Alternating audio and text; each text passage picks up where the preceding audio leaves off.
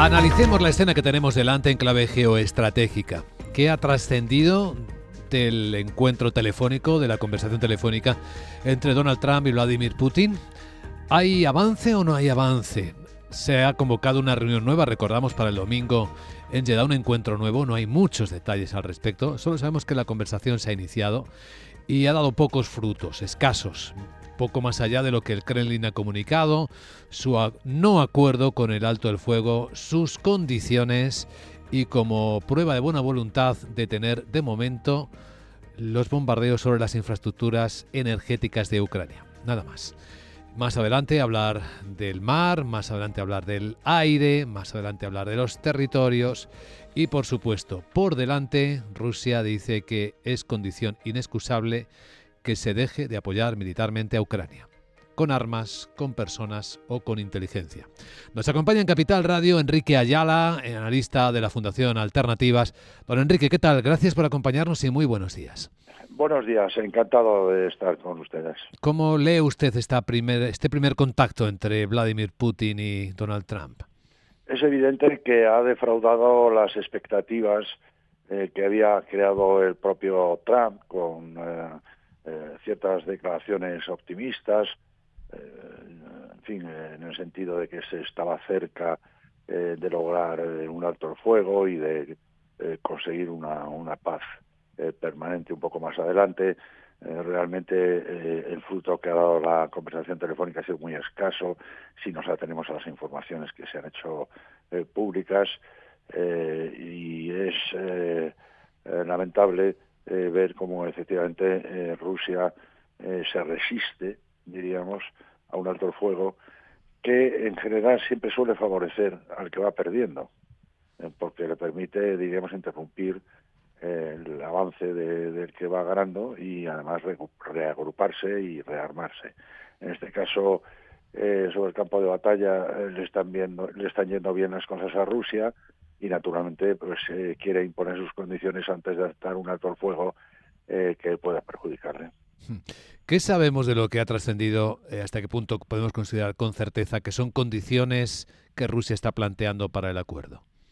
Bueno, las condiciones que Rusia plantea son más o menos las mismas que desde el principio. Putin no quiere tener un Estado hostil, miembro de la OTAN, en sus fronteras, aunque ya tiene alguno, pero pequeño, y mucho menos uno que él considera, diríamos, de la gran familia eslava, junto con Bielorrusia y Rusia.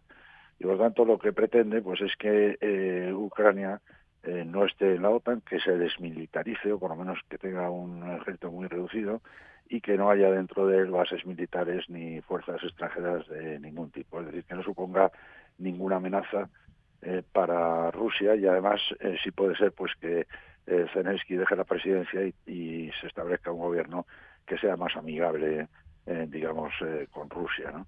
Estas son unas condiciones que no son nada fáciles de implementar, más allá de que quiera quedarse con parte de los territorios que ha conquistado hasta ahora o con todos, y entonces el proceso no va a ser tan fácil ni tan sencillo como aparentemente lo planteaba el presidente de los Estados Unidos. Porque mirándolo, don Enrique, desde la perspectiva europea, ¿qué pensarán sobre ello? ¿Qué están pensando sobre ello Francia o el nuevo canciller alemán cuando tome posesión el señor Merz? Los países europeos, claro, depende un poco también de la proximidad a Rusia, ¿verdad? Los que están más cerca, como puede ser Estonia, Letonia, Lituania, incluso Polonia, pues lógicamente temen que un resultado muy favorable a Rusia anime a Putin a continuar su aventura expansionista con otros países europeos. Yo creo que esto no es muy realista, porque el ejército ruso ha demostrado sus limitaciones en Ucrania y ahora mismo está en una situación de debilidad extrema, a pesar de ir avanzando sobre el terreno. Y por tanto necesitará unos cuantos años más para poder recuperarse. Y después de la experiencia que ha tenido en Ucrania, que ha resultado para ellos también muy fallida, pues no parece que esté en condiciones de aventuras planetarias o europeas. Pero en fin, el temor existe, evidentemente, y sobre todo se añade a una cierta perspectiva de abandono de esta administración de Estados Unidos sobre Europa, y entonces todo ello en conjunto pues crea un estado de cierto pánico en Europa que conduce eso al rearme, ¿verdad? Y a tratar de gastar muchísimo más dinero en defensa en los próximos años. Sobre esto nos gustaría conocer su opinión, don Enrique Ayala. La forma en la que Europa está planteándose responder a este desafío, la forma en la que está planteando rearmarse, que parece ya una decisión tomada según va vendiendo la presidenta de la Comisión. Bueno, vamos a ver, o sea, aquí se manejan unas cifras astronómicas, 800.000 millones, ¿no? Que no se sabe muy bien de dónde salen, ¿no? Ni cómo se han calculado.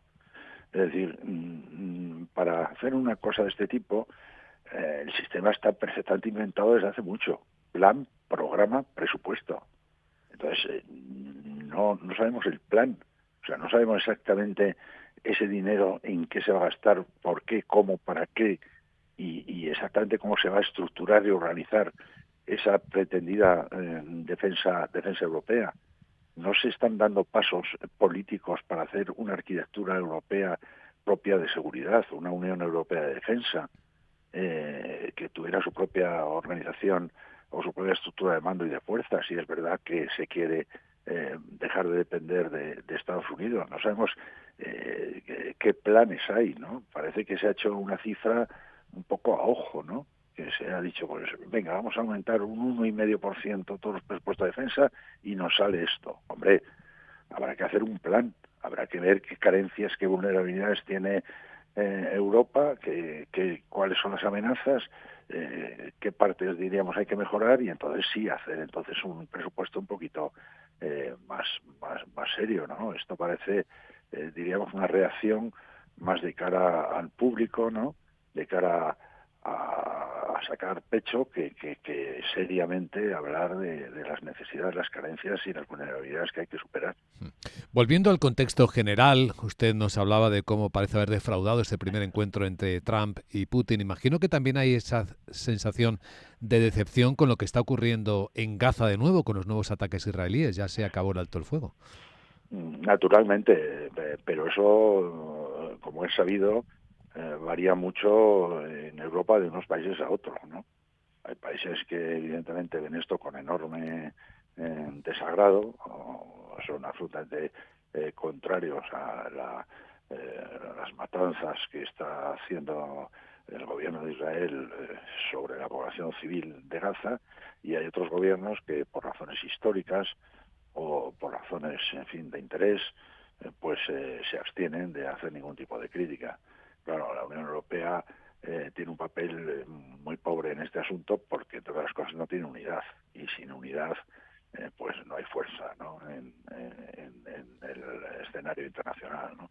Y este es uno de los problemas a los que nos enfrentamos, no solo, diríamos, en cuanto a Gaza, sino también en cuanto a la posición que tenemos frente a Rusia, aunque hay un país que es Hungría, o Orbán, que es partidario de Rusia, Meloni es partidaria de Trump, otros son más partidarios de armarse, otros menos. En fin, tenemos que empezar a construir el edificio por las bases, ¿no? Y las bases son intentar lograr unas líneas de política exterior comunes que nos hagan fuertes y que contribuyan a hacer de Europa un actor global respetado y escuchado en la escena internacional. Sí, incluso podríamos hablar hasta de cómo tratar la inmigración, ¿no? Que es un problema común también de los europeos. Bueno, teóricamente ese problema se ha resuelto con un cierto acuerdo sobre asilo y emigración. Lo que pasa es que, claro, ahora cada país europeo, dependiendo de sus problemas políticos internos y de la composición de sus gobiernos y de los partidos políticos, de la fuerza de los partidos políticos, pues intentan recorrer cada uno un camino, aunque no sea el acordado entre todos los países europeos. Y si no conseguimos una unidad europea real, que pueda afrontar los problemas colectivamente, en el mundo que se nos viene encima con los Trump, los Putin, los Xi, los países europeos vamos a pasarlo muy mal. Estamos pensando, don Enrique, que eso requeriría un nuevo tratado, una Europa más pequeña quizás, capaz de cerrar acuerdos mucho más detallados. Bueno, la modificación de los tratados europeos es algo que se viene debatiendo desde hace muchísimo tiempo, ¿no?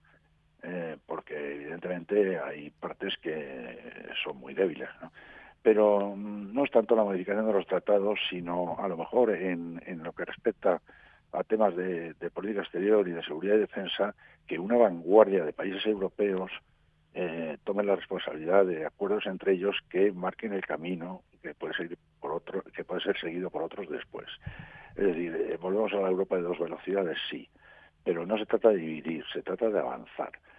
¿Cómo se hizo el euro? El euro se hizo con unos cuantos países que tomaron la vanguardia y hicieron la moneda única fuera de los tratados, y luego otros se fueron uniendo y ahora pues es una condición indispensable para unirse a la Unión Europea el aceptar la legislación relativa al euro. Y del mismo modo no se puede hacer esto.